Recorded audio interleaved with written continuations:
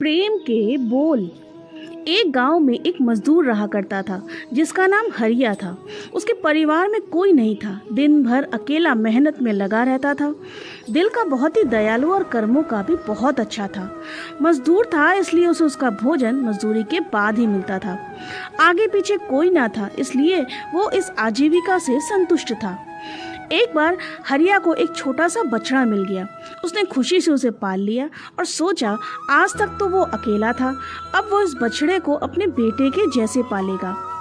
हरिया का दिन उसके बछड़े से ही शुरू होता और उसी पर खत्म होता। वो रात दिन उसकी सेवा करता और उसी से अपने मन की बात करता। कुछ समय बाद बछड़ा बड़ा हो गया और बैल बन गया। उसकी जो सेवा हरिया ने की थी उससे वो बहुत ही सुंदर और बलशाली बन गया था। गांव के सभी लोग हरिया के बैल की ही बातें किया करते थे।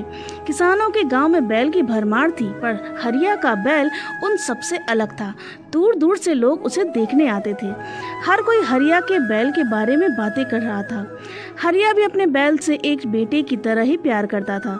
भले खुद भूखा सो जाए लेकिन उसे हमेशा भरपेट खिलाता था।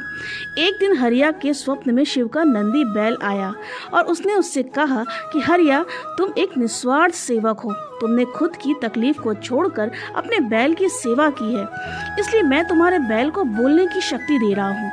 इतना सुनते ही हरिया जाग गया और अपने बैल के पास गया। उसने बैल को सहलाया और मुस्कुराया कि भला एक बैल बोल कैसे सकता है। तभी अचानक आवाज आई, बाबा, आपने मेरा ध्यान एक पुत्र की तरह रखा है। मैं आपका आभारी हूँ और आपके लिए कुछ करना चाहता हूँ।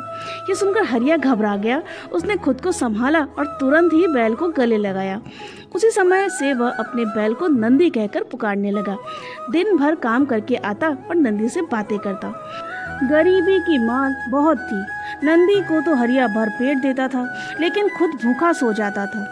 यह बात नंदी को अच्छी नहीं लगी। उसने हरिया से कहा कि वो नगर के सेठ के पास जाए और शर्त रखे कि उसका बैल नंदी 100 गाड़ी खींच सकता है और शर्त के रूप में सेठ से 1000 मोहरे ले लेना। हरिया ने कहा, नंदी, तू पागल हो गया है। भला कोई बैल इतना भार वहन कर भी सकता है? मैं अपने जीवन से खुश हूँ, मुझे यह नहीं करना।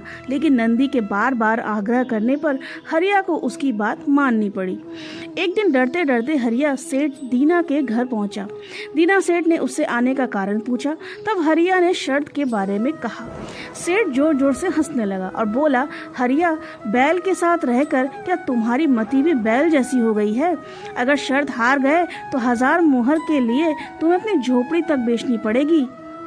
यह सुनकर हरिया और अधिक डर गया, लेकिन मुंह से निकली बात पर मुकर भी नहीं सकता था।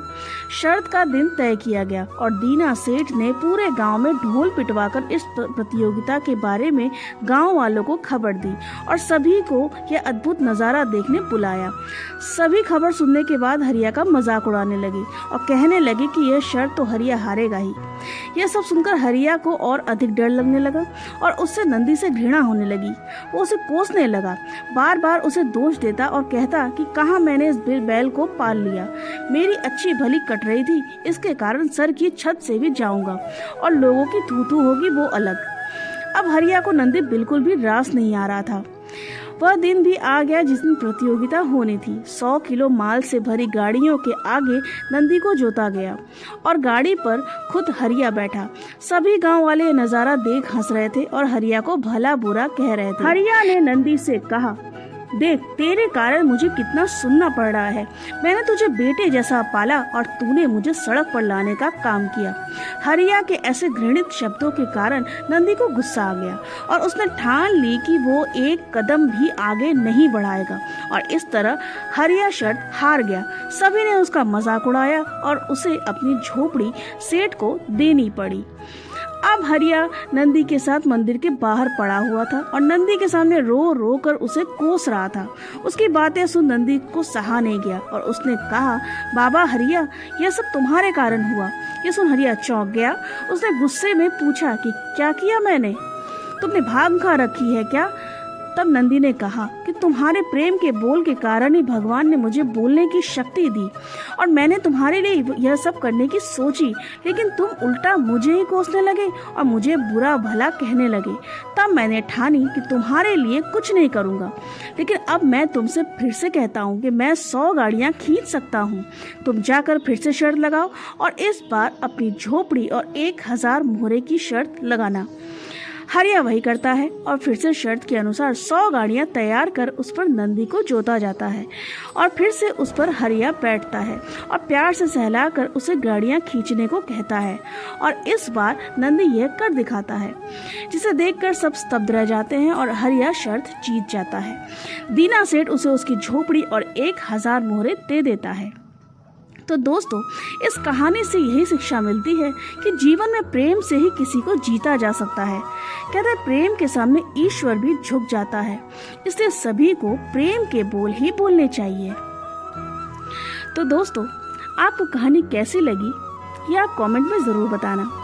वीडियो पसंद आए तो प्लीज़ वीडियो को लाइक कर देना, चैनल को सब्सक्राइब ज़रूर करना और हाँ, ऐसे ही कहानी के लिए इस चैनल पर बने रहना।